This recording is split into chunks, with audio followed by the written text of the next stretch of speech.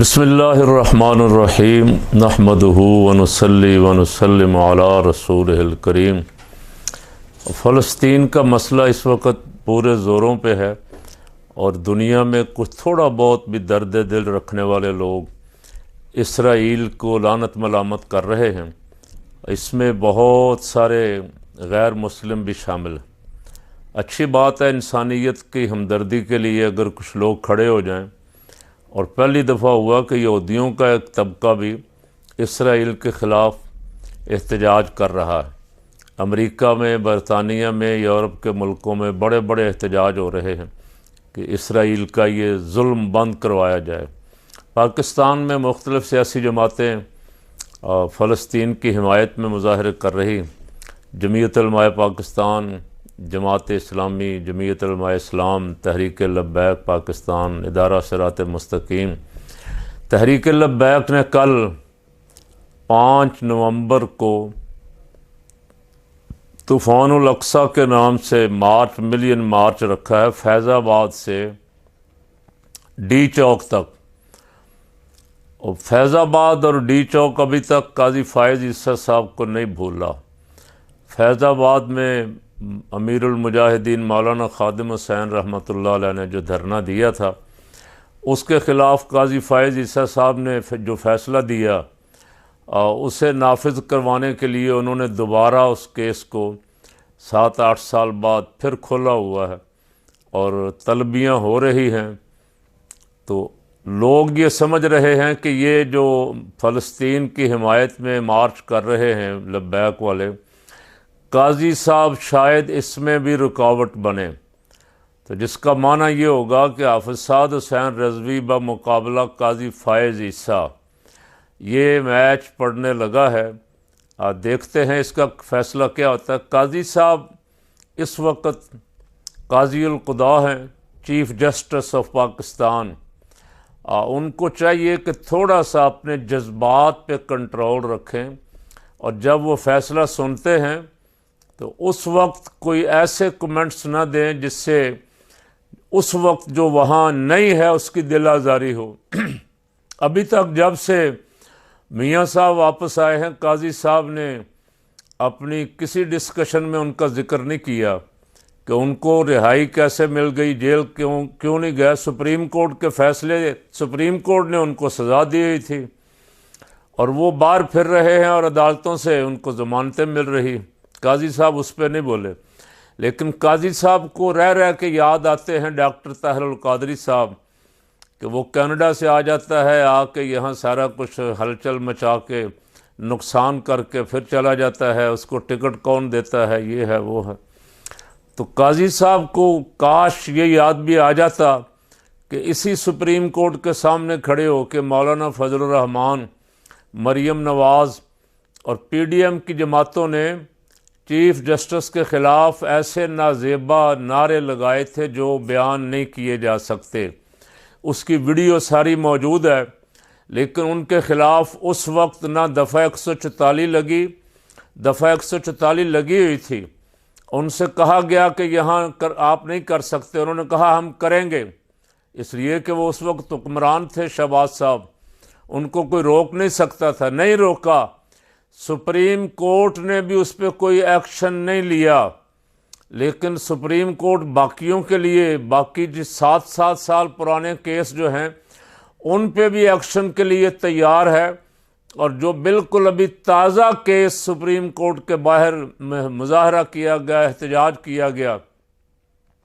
और इससे भी बड़ी बात ये हुई कि सुप्रीम कोर्ट ने हुक्म दिया इलेक्शन 90 दिन के अंदर अंदर होगा, नहीं करवाया गया। ज़िम्मेदार कौन था? ये सुप्रीम कोर्ट पहले बता चुकी थी कि वज़ीर आज़म, वज़ीर ख़जाना, वज़ीर दिफा, वज़ीर दाखिला ज़िम्मेदार हैं, जिन्होंने कहा कि हम पैसे नहीं दे सकते, जिन्होंने कहा हम सिक्योरिटी नहीं दे सकते, जिन्होंने कहा हम इंतज़ामात नहीं कर सकते, फोर्सेस महफूज नहीं हैं, फोर्सेस फारिग नहीं हैं। और किसी एक के ख़िलाफ़ भी ना बंदयाल साहब ने एक्शन लिया और ना फ़ायज़ ईसा साहब एक्शन लेने के मूड में हैं, बल्कि वो एक्शन उन्हीं के ख़िलाफ़ ले रहे हैं जिनके साथ उनके कोई ज़ाती मामलात, सदर को बार बार वो हर मसले में घसीट के ले आते हैं।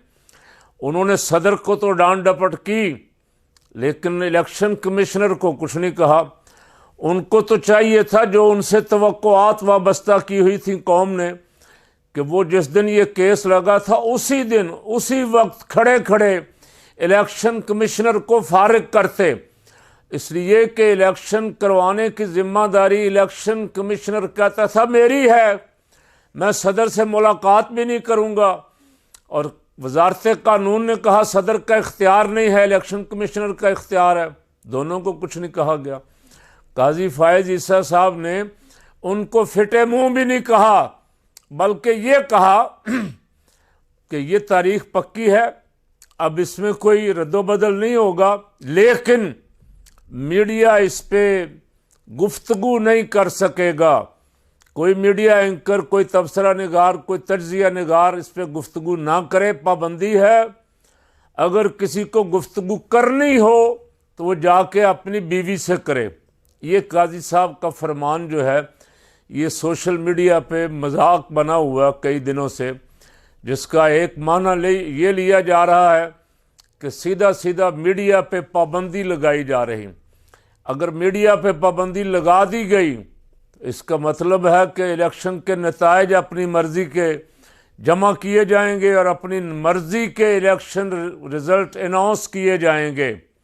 ऐसा नहीं होगा कि मीडिया इलेक्शन अनाउंस कर दे और बाद में इलेक्शन कमिश्नर कहे ये क्या कर दिया। जो कुछ मामलात सेटल किए गए हैं, किसको लाना है, किसको जितवाना है, वो मीडिया पे पाबंदी लगा के भी उसका कुछ ना कुछ वसूल किया जाएगा। कि मीडिया बोले ना, मीडिया कहे कि सब अच्छा हो रहा है, बहुत खूब हो रहा है। तो मैं उम्मीद करता हूं कि काजी साहब ये पाबंदियां लगाने की बजाय हुकूमत से पूछेंगे कि फ़लस्तीन के हक़ में होने वाले मुजाहरों को क्यों रोक रहे हैं। पाकिस्तान जैसा मुल्क जिसके अवाम ये जज्बात रखते हैं, जिनके दिल फ़लस्तीनियों के साथ धड़कते हैं, जिनकी उम्मीदें कई सालों से ये हैं कि काश हमारी अफवाज जिस तरह बैतुल्लाह शरीफ के तहफ़्फ़ुज़ के लिए गई थी, इसी तरह हमारी अफवाज जो हैं ये बैतुल मक़दस का तहफ़्फ़ुज़ भी करें। पाकिस्तानी तो ये सुनना चाह रहे थे। बदकिस्मती से यहाँ मुजाहरे करने पे भी पाबंदी लगाई जा रही। इसराइल के ख़िलाफ़ कोई मुजाहरा यहाँ ना हो, फ़लस्तीनियों की हिमायत में कोई मुजाहरा ना हो। 2-3 मकामात पे रोका गया है, लाठी चार्ज किया गया है। ये किसी सूरत भी काबिल कबूल नहीं है। लब्बैक वालों का मिलियन मार्च जो है उसे इंतज़ामिया और अदालतें खुश दिली के साथ अवाम को उसमें शिरकत करने दें, उसमें कोई रुकावट ना डालें। अगर रुकावट डालेंगे तो समझा जाएगा कि ये पाकिस्तान के और फ़लस्तीनियों के हिमायती नहीं हैं। ये इंतज़ामिया वाले इसराइल के हामी बन के बैठे हुए हैं, ये कोई इसराइल के एजेंट हैं। हमें तो हमारे आका मौला सल्लल्लाहु अलैहि वसल्लम ने इरशाद फरमाया कि मुसलमान जस्द वाहिद की तरह, ये उम्मत वाहिदा हैं। ये कोई चीन में रहता हो, कोई अमेरिका में, कोई पाकिस्तान में, कोई इंडिया में, ये एक जस्द वाहिद है। किसी एक के पाँव में कांटा चुभे सारे जिस्म को तकलीफ़ होती। अगर कोई हज़ारों मील दूर बैठा हुआ मुसलमान भी किसी तकलीफ़ में आता है और हम उसकी तकलीफ़ को महसूस नहीं करते, तो हम रसूल पाक सल्लल्लाहु अलैहि वसल्लम की उम्मत में से तो ना हुए ना। हजूर के उम्मती तो उम्मती का दर्द महसूस करते। मुसलमान का दर्द महसूस करता है और करना चाहिए। अगर नहीं करता तो वो जसद वाहिद से खारिज हो गया, वो उम्मत वाहिदा से निकल गया।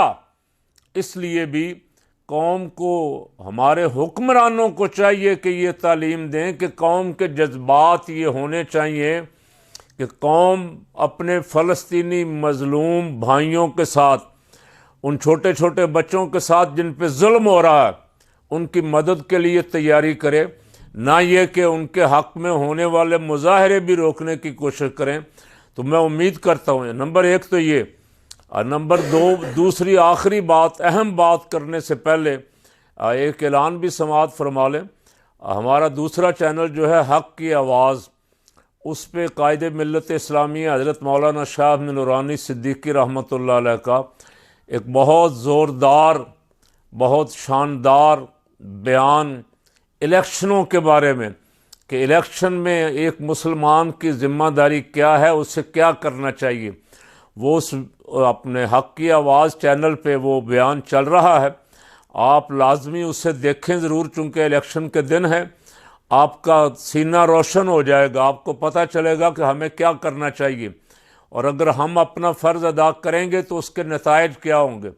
और दूसरा, मेरा एक इंटरव्यू भी उस हक़ की आवाज़ पे पड़ा हुआ है जो एक नौजवान ने किया था, इत्तेहाद अहले सुन्नत की लेटेस्ट रिपोर्ट क्या है, और वो भी उसमें भी ज़रूर देखें। आखिरी बात मैं ये कहना चाहता था, और देखें भी और उसको सब्सक्राइब करें। आखिरी बात ये कहना चाहता था कि अल अक्सा मिलियन मार्च जो है, इसमें जितने कुर्बो जवार के पिंडी, इस्लामाबाद, जेलम, चकवाल, अटक वगैरह के ज़्यादा से ज़्यादा अवाम उसमें शिरकत करें और अपने फ़लस्तीनी भाइयों के साथ शाना बशाना खड़े हों, उनको आवाज़ दे के बताएं कि हम लब्बैक वाले हैं, और हम जहाँ लब्बैक या रसूल अल्लाह कहते हैं, लब्बैक अल अक्सा भी कहते हैं, लब्बैक या अक्सा, हम सब हाजिर हैं अक्सा के लिए भी, हम मुजाहिदों के साथी हैं, और हम हमा वक्त रसूल पाक सल्लल्लाहु अलैहि वसल्लम के दीन के लिए,